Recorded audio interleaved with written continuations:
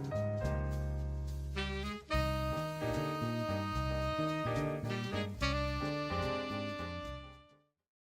everybody. It is me, Edward Confusing, and today we are here talking about High School DXD Hero Episode 12.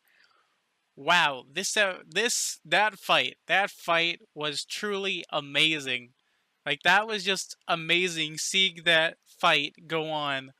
Like it was just 10 minutes, but that was enough to keep my attention throughout the whole entire thing. Seeing their ideals and dreams crash together like that was immense.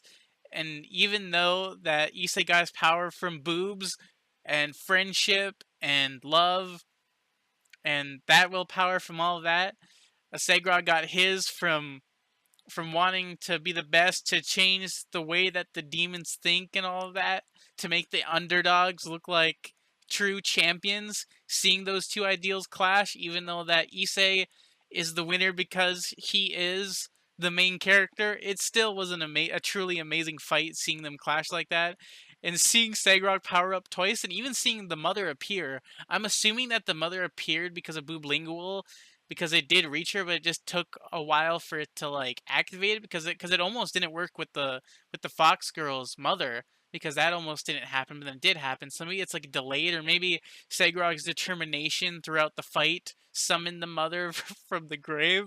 Not, even though that she's not dead, she's just in a coma, but summoned her spirit to him in order to get him up. I thought that she was like a nice lady, but she must have a lot of determination because she wanted him to get up and keep on fighting with that. I like how his aura went from back from white to gold back to white, or maybe it was like a little bit blue.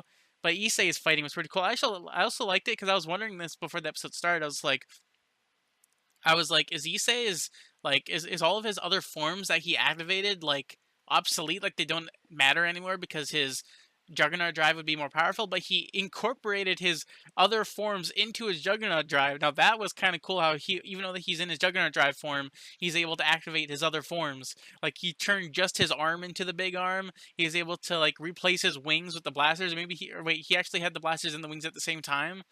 That was just really cool and intense. And even the way that the fight was going, seeing everyone cheer them on, and then to activate even more power, I thought that maybe the boosting would still happen, but the boosting doesn't happen anymore because he's already at full boost, I guess. And then he activated his full potential by saying that he loved Rias, and he actually explained it to the whole world, and there was no reaction, but now everything is on full force because now Rias knows that Issei loves him.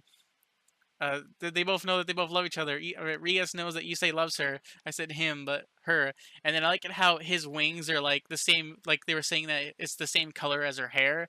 Like they might have a conversation later, but I can't wait to see how that goes. But I really enjoyed this fight. It was really interesting, and I can't wait to see how it goes. The ending was great with him hugging him and stuff like that when he was unconscious.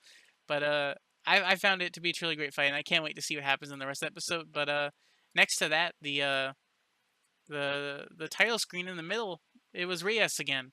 It's pretty good to have the overall last episode have her be the title screen. So yeah, I'll be back in a few seconds to review the rest of this. Okay, so I watched the rest of the episode, and I also need to watch the after the credit scene, like after the ending song. But I haven't watched the very ending yet. But I watched just the 5 minutes that passed after the title screen, and wow, it just went into just school stuff because they had that thing where they were going to do the school club, and they did a cult cafe that was pretty cool. And then also other than that happening, it was just the Sagrog stuff after the credit scene. Where he was like, Sagrog is just truly a bro. Like I was very off about him the whole entire time, being a little bit something secret has to be about him. I have no idea why I always thought that, but then knowing that he's just a true bro helping out Issei, you could just tell that when Issei was crying after asking Sagrog for permission for him to be confident to ask a girl out, even though that he has insecurities about himself because of his evil girlfriend before he died. And then I like it how when Issei was crying and when Sagrog smiled, I'm pretty sure I made a joke in my head saying Sagrog was just I should be the one that's crying because of him being thrown to the side just because he lost to Issei. That just sucks. But even though that his teammates are probably going to stay with him still, and he's still probably going to be a high ranking devil. But I was wondering, what the heck does promotion mean? Because I know that like he was a pawn. Does that mean that he's higher than a pawn, or does promotion in the devil rankings means something else, which was weird. I had no idea what any of that meant. But same thing with Kiba. Kiba is a knight, so does that mean that he's higher than a knight now?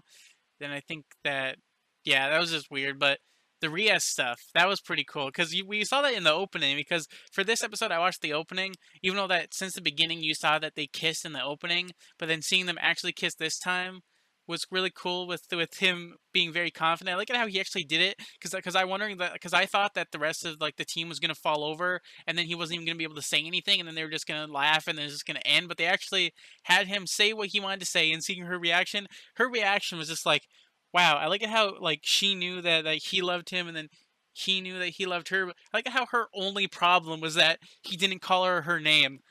Like what? Like I guess it's just that's her insecurity. But with me in my head, I was like, you were mad at him this whole entire time, and you were a depressed thing just because he didn't say your name.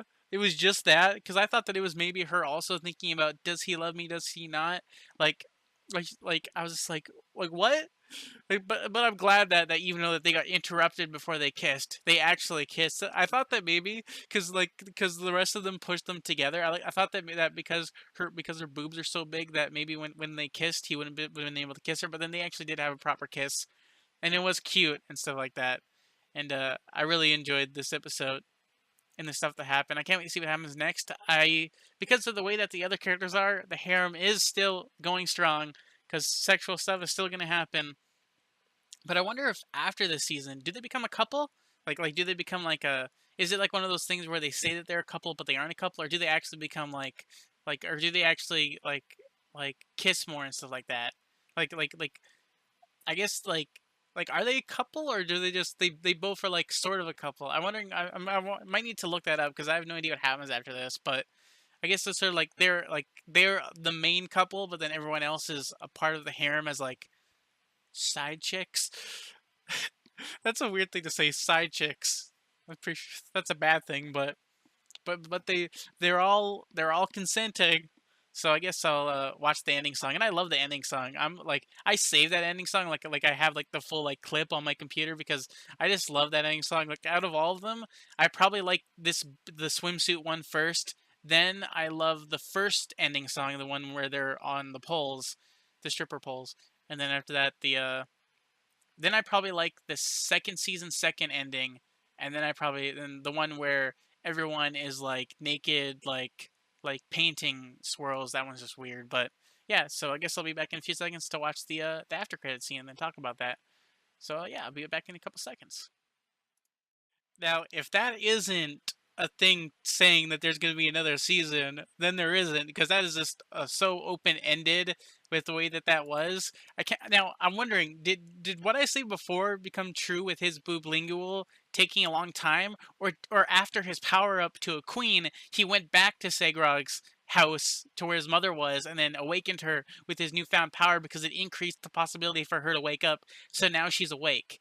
It's either those two possibilities, but introduced a new villain. He's probably a villain because even though that he's saying that he's a good guy, bad guy, he's an asshole, so he's probably a villain.